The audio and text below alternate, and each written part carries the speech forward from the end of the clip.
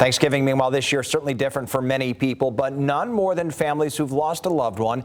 One of those families is Breonna Taylor, the Grand Rapids native killed in March down in Louisville, and has since become one of the faces of the movement for racial justice. Our Lauren Edwards spoke to her loved ones about what they remember most. Loving, caring, a martyr. Those are all the words that Breonna Taylor's family used to describe the person she was. And now that the holidays are here, they want to remind everyone to cherish your loved ones because you never know when they will be gone. So our thing is just making sure you at Thanksgiving and any time of the year, remember to be kind to people. Because that's who Breonna Taylor was, says her cousin Tawanna Gordon. Her kindness is the legacy she leaves behind. Her own personal saying, wait, pray, slay, that was Breonna Taylor.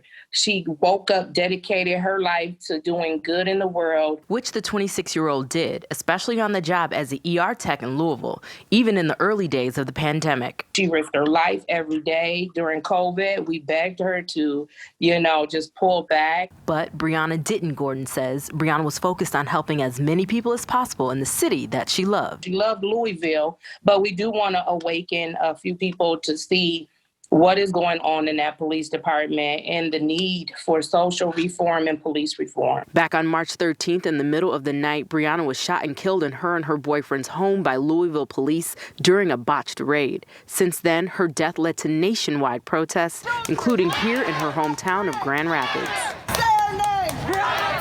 Now, as difficult as her loss has been, the family chooses to remember her kindness, the smile she's had since birth, and her love for Beyonce.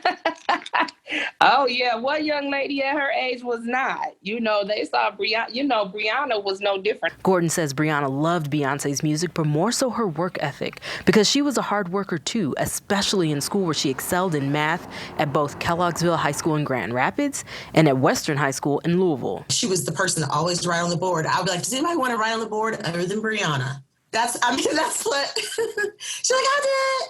Leah DIX-WHITE was Breonna's math teacher at Western. She says Breonna was a joy to teach and was always ready to help others. She didn't mind humbling herself to help other people like I would see her do it. On her own, without being asked, even helping people outside the classroom. She would go out of her way if she saw somebody crying or upset, be like, come on, boo-boo, just like mature beyond her years. And her family hopes that everyone will remember Breonna by being just as kind as she was. I just want people to know that in the world that we're dealing with, in the climate, in the cultural climate, just to be kind to one another, just to be thankful that you do still have your life.